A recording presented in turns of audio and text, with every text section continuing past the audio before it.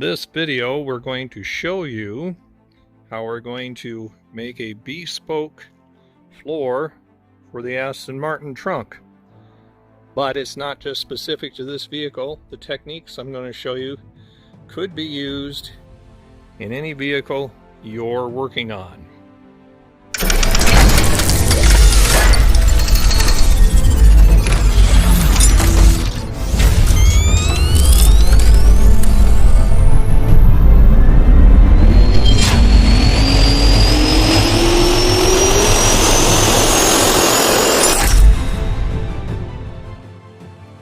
Here we have the trunk as it currently is. I'm a Aston Martin DB7 from 2002.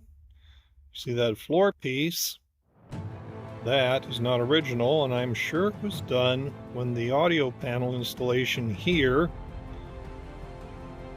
was done in the past. You'll notice, you see the piece they made, it doesn't go all the way to the side.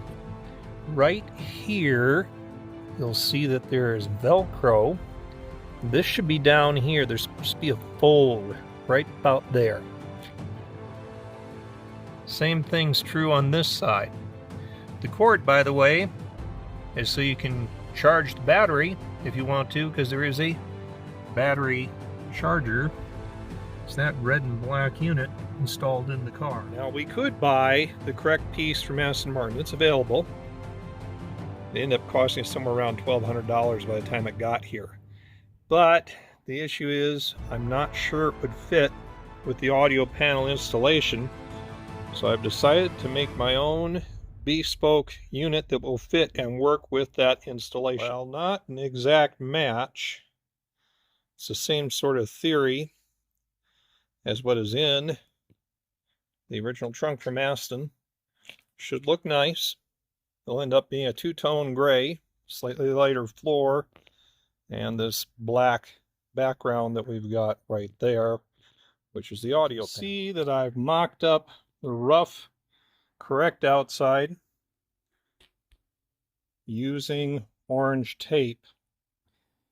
Now this car has an asymmetrical portion of it. Right here is not the same as right there from the factory. That's where they built it. If you don't have something like this piece I've got to work against, cardboard would make a great solution. You've noticed I've also marked it's supposed to have a fold at that point in the car. I'll measure that out on the opposite side when I take this out and work with it. Now you'll notice this is kind of crinkled up over here. It's got stuck when it comes out or sticks to the table. Doesn't matter much. I just need a rough idea of where things are. This side's much better. I fixed up the corners a little bit. Haven't done anything across the back, but you can see it has to be deeper than it appears to be originally. This goes underneath that audio panel. So we'll make it deeper when we get to it. Marked our fold in this case at 11.5 inches. You might not need a fold on what you're working on, but there is a fold in this so it sits properly in the trunk. As you can see, the Dremel will do a reasonable job of doing it, but it'll bog down a little bit at times, using a setting between 3 and 4. But it does a good job from the standpoint that if you use a good sized saw, you're going to have chunks and you're going to shatter the plastic. In this case, I'm using a piece of plexiglass, which I happen to have, which will be fine for the job. The piece in the car was probably ABS, another plastic you could use. You could even decide to use aircraft grade plywood or also panel board like I've showed you in other videos. Now I've laid the corners out. Each one is 2 by 2. These would be the portion towards the very back of the trunk. I'll cut along the orange tape and we'll go see how this fits. Here I'm going to round the corners off. I had to switch to a 2-inch vertical by 3-inch horizontal to make the angle about right, so we changed that. Now we're going to round it off using a 80 grit sanding disc and an air sander. The finished pieces in the trunk, showing you how it's 2 pieces, how it's V'd down, and they do fit. Dirty, but that goes away soon. Here you can see this installed in the trunk with a piece of black 3M duct tape at the hinge point. On the channel, you'll find a video from a few years ago where I covered using DAP weldwood contact cement, except you got to see the industrial version of it in a big can and how to do it with a spray gun. Here we have the user-friendly version for somebody who's doing something at home. Comes like this. You need to shake it for 1 to 2 minutes, remove this red clip, and you're going to spray your entire piece. You're also going to spray your fabric, wait 5 to 10 minutes, and you're going to get a permanent bond between the two of them. Something else to note. Our fabric here has 2 different sides. This is the outside, slightly darker. This is the inside. You can tell the difference. We want the dark outside out. We're going to be gluing on that side, obviously. You can see that I've turned over my plastic assembly. I've got my super good Fisker scissors here. The Fisker scissors is only used for fabric. And never, ever, ever use this for paper. And I'm just going to cut this out so there's a good 2 to 3 inches.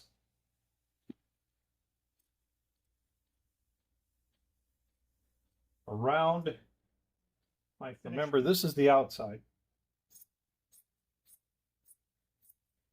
We'll have to turn it over when we're going to glue it.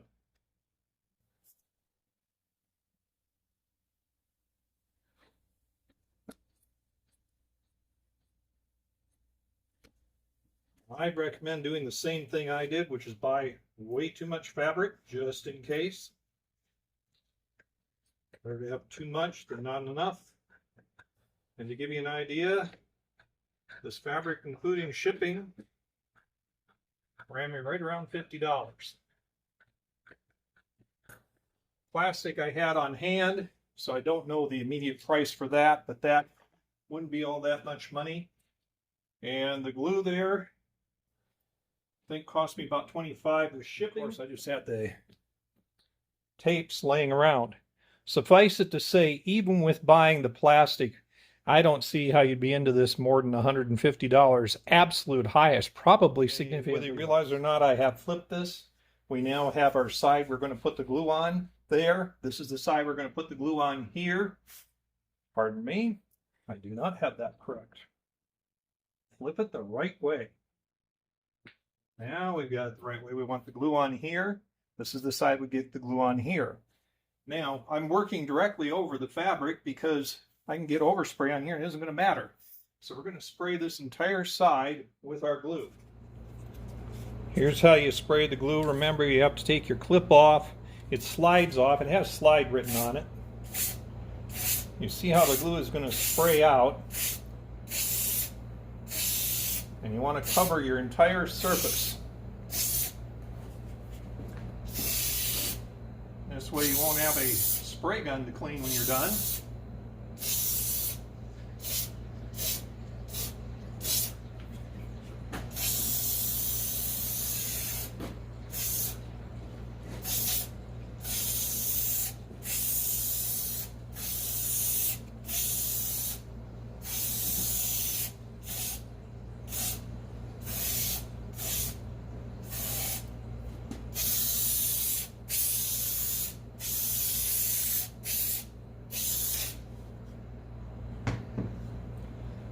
Now that's going to have to sit 5 to 10 minutes before we can glue it together. I'm going to take it off, set it out of the way, and I will spray the glue on the gray fabric. Because I sprayed it on here, I kind of have a pattern for where to put it.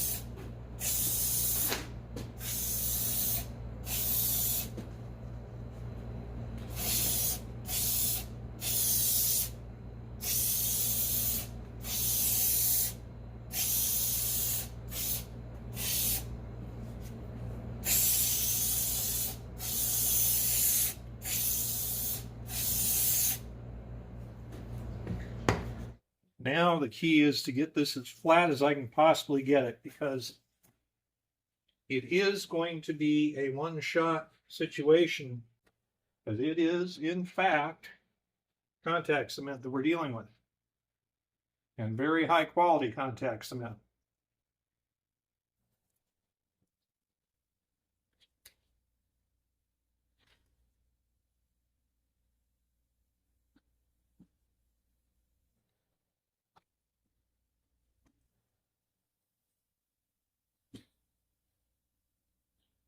After 5 to 10 minutes, we're coming back with our fabric.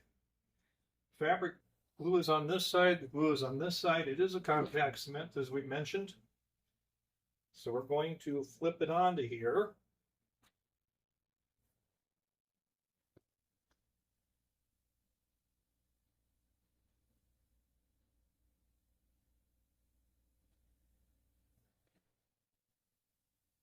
The hardest part is getting started. After that, it's going to be relatively easy.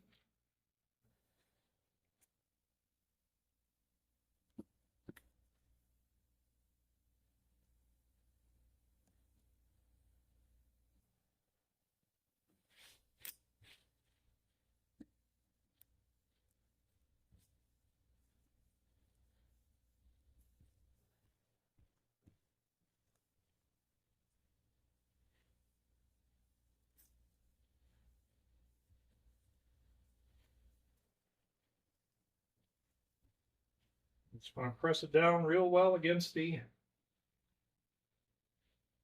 glued surfaces. You can see we got it nice and flat there. Now we're going to pick it up. You notice it'll fold just like we want it to. And we flip it over. So this is the true back side of it. I'm going to wipe that all off. Then we're going to work on the idea of gluing the back side. We don't care if we're perfect around here. Most of this is going to be cut off when we put it together anyway. Clean off the plexiglass first, a moist paper towel, followed by just towel it off with a terry cloth. Now we're going to go to the trouble of spraying our edges so we can fold this over and finish it.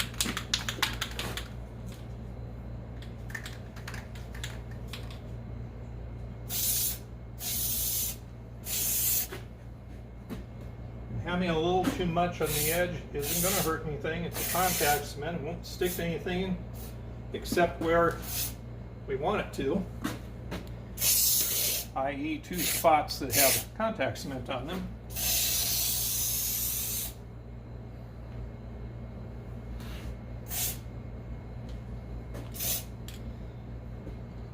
So the next step is going to be to wait the 5 to 10 minutes. Then we're going to trim this out. And we're going to start folding it over and working around our corners. We've waited our 5 to 10 minutes. So now we're going to start trimming and installing our fabric. Now, since this is truly the back, we're not 100% worried about it looking perfect. Doesn't have to do that. Nobody's going to be seeing it except you all right now. One thing we're going to do is we're going to put a slit right here where our hinge is, and we're going to fold over our material thusly. I'm not going to fold it to the corner yet. Do the same thing on this side. Again, not folding it entirely to the corner yet, because we're going to work on the corners special, get all the way around them. Go over to the side here. I'll start trimming off fabric down there.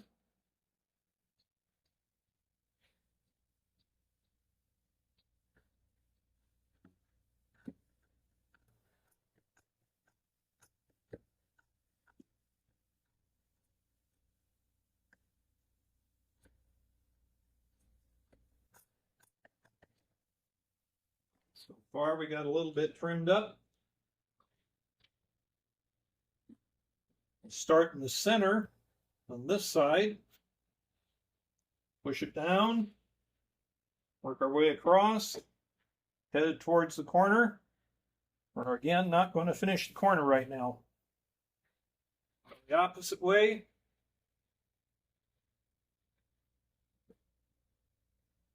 And stop before the corner. Flip around, and I'll do these other 2 sides, and then we'll be back and show you how we do the corners. Start doing the corners on it.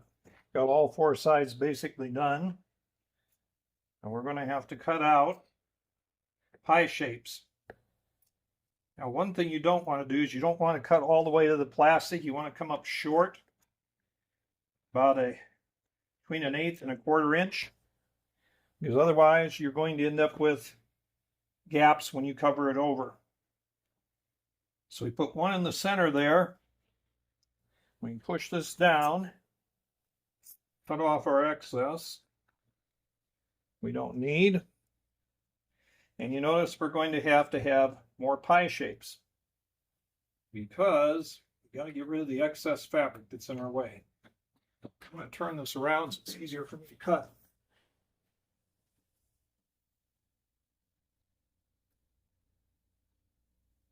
Again, I'm stopping short where the edge is.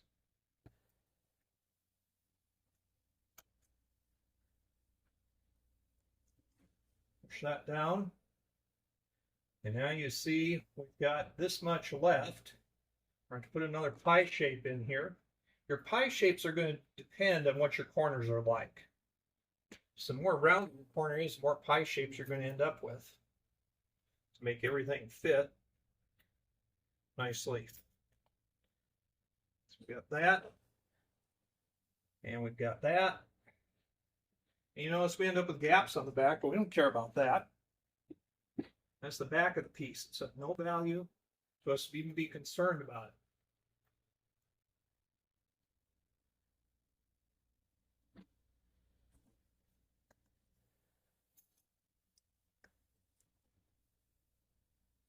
it. Every time I stop short of the corner, edging that is, the edging of the plastic. Now we're going to take out a significant pie shape here.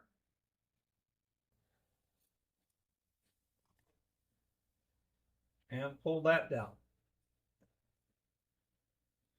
So, to show you what we've got, I took out several pie shapes, as you can see here. We've got everything fitted flat. We've gone around a corner where it's nice.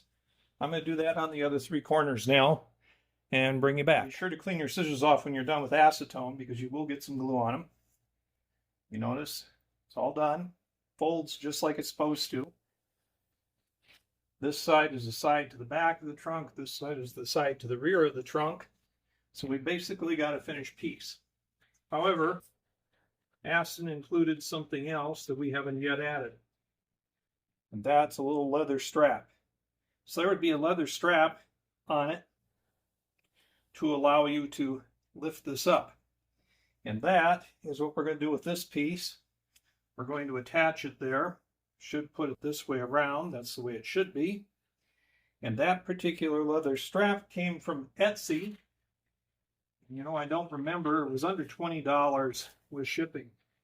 It's not really designed for this purpose. It was designed for hanging something on the wall, but it's going to work for my purpose really well. Now to add our strap, I put this piece of tape. This is on the center line on this side here. We're going to go 1.25 inches, make a mark.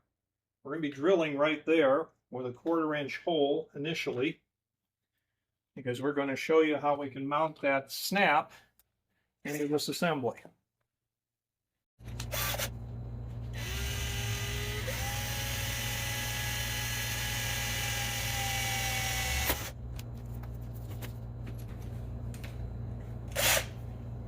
Drill bit, grab the bit.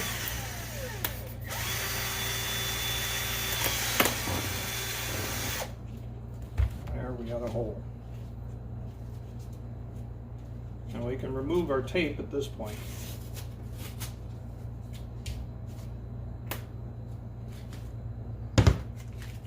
Now we'll use our vary bit to enlarge this to 3/4 based on the size of our snap.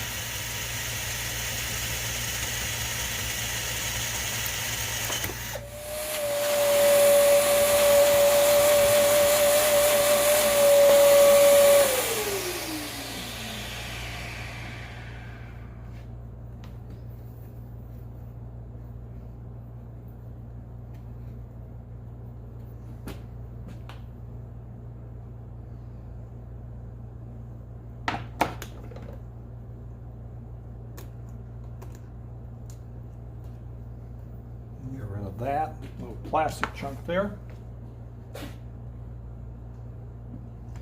I'm going to have to do some gluing in that area since we've been doing our work on it.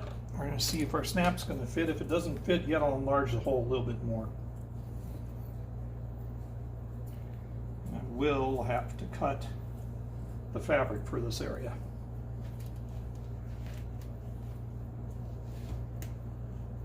Nope, the snap fits fine. But I still will have to cut the fabric, as you can see, and deal with that a bit. So I'm going to get my good scissors and do that, do the final fastening with some of the contact cement, and it will be done. You have the finished, what we call trunk floor in the US, boot floor in the UK. As you can see, it fits just beautifully. Same sort of pattern, just slightly lighter, but looks great in the trunk.